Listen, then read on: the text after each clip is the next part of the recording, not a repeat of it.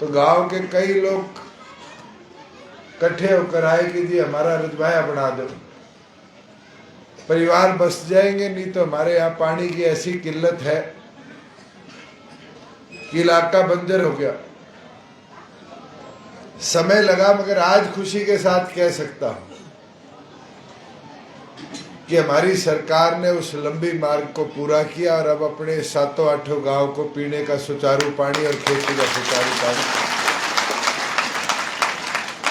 हम उपलब्ध करा पाएंगे। बुजुर्गों, युवा साथियों, कई ऐसी चीजें हैं जो 4 साल में हमारी सरकार ने संपूर्ण करने का काम किया, मगर कई लोग दुष्प्रचार में तेज होते हैं और दुष्प्रचार करणीय को समय पर रोक लो तो बचाव रह जाता, नहीं नुकसान भी हो जाता है। किसान आंदोलन में एक ऐसी पृष्ठभूमि बनाएगी कि पता नहीं जननायक जनता पार्टी ने हमने कितना बड़ा अपराध कर दिया होगा। आप सब खेती से संबंध रखने वाले लोग हो। हरियाणा देश में इकलौता राज्य है जो 14 फसलें एमएसपी पर खरीदता है। अपने सरसों हो, बाजरा हो, गेहूं हो, जीरी हो। आज मंडी में आप लोग बेच के आते हो, किसी को 2 घंटे 3 घंटे से फालतू मंडी में नहीं रुकना पड़ता और फसल बेचने के 48 घंटे के अंदर अंदर किसान के खाते में पूरा पैसा सरकार भेजने का काम करती है। ये व्यवस्था बन पाई क्योंकि राज्य में आपकी हिस्सेदारी थी। आज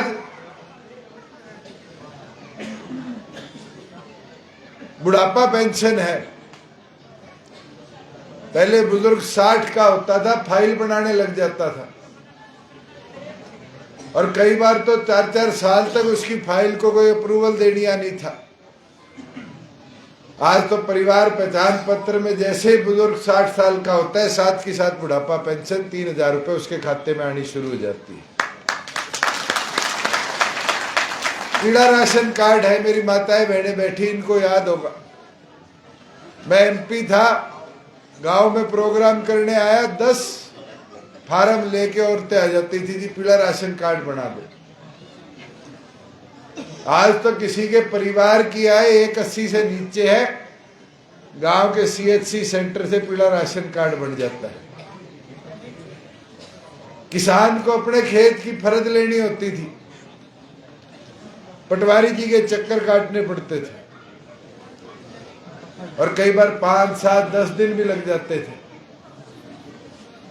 आज तो 2 मिनट लगती है। गांव के सीएचसी सेंटर में जाओ, 20 रुपए जमा कराओ और साथ की साथ अपनी फर्ज की नकल ले आओ। यह व्यवस्था क्यों बन पाई? क्योंकि राज्य में आपकी हिस्सेदारी थी। एक नहीं 600 सुविधाएं आपकी सरकार ने गांव के सीएचसी पे पहुंचा दी। बाबुओं के चक्कर काटने की जरूरत नहीं, दफ्तरों में जाने की जरूरत नहीं। बुजुर्गों, युवा साथियों, मैं गांव की डिमांड पढ़ रहा था, काला एक एक करके कई बता गया और फिर एक पीछे लगी भी भूल गया। मैं खोल के देखी, उस पर लिखा हुआ गांव में डिजिटल लाइब्रेरी बना दो। भूल गया ना?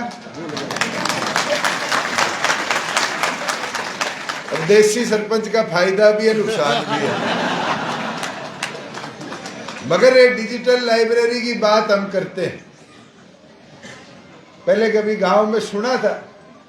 गांव का सरपंच खड़ा होता था, सरकार आती थी, कहता था गली नाली गली नाली।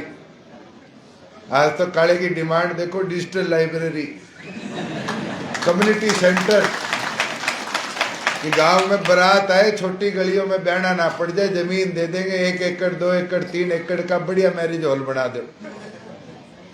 ये सोच में बदलाव है। शहर की तर्ज पे गांव का विकास हमारी सरकार ने करवाया है और मुझे खुशी होती है। अब मैं गांव में प्रोग्रामों में घूम रहे हैं, देख रहे हैं क्या बढ़िया डिजिटल लाइब्रेरी बनी। अभी आपके पड़ोस में टोहाना में परसों आया, पिरथला गांव में, देखने वाली लाइब्रेरी उस गांव में बनी। और लाइब्रेरी से कोई दुष्यंत ने नहीं पढ़ना, अनूप ने नहीं पढ़ना।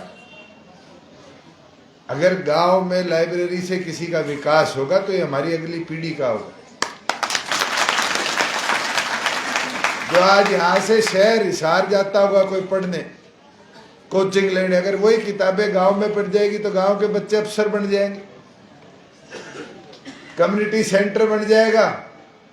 तो बारात के लिए कि बड़े बड़े मैरिज हॉल में जाने की जरूरत नहीं, गांव का खुद का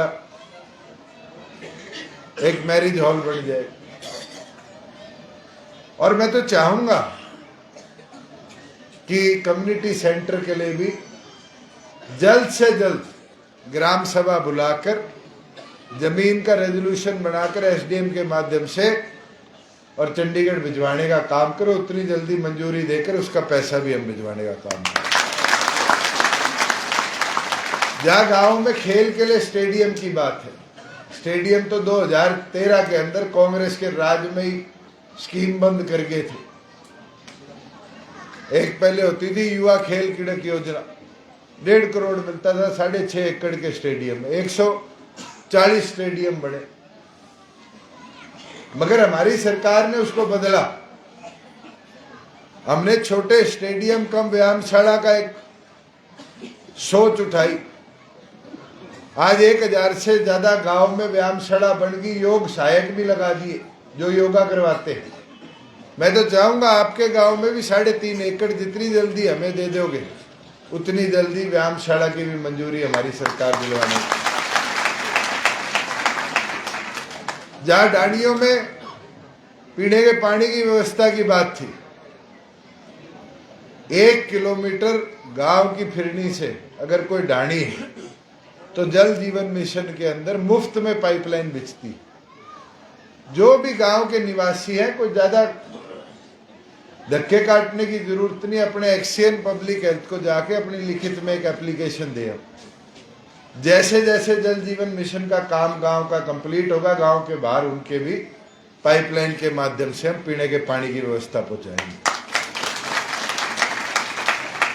और एक मांग गांव में आए नहीं, गांव के बॉर्डर पे रोक के ही कह दी थी, मेरा को नहीं वो आए है नहीं आए, मुआवजे वाली। सरकार ने मुआवजा नहीं रोका।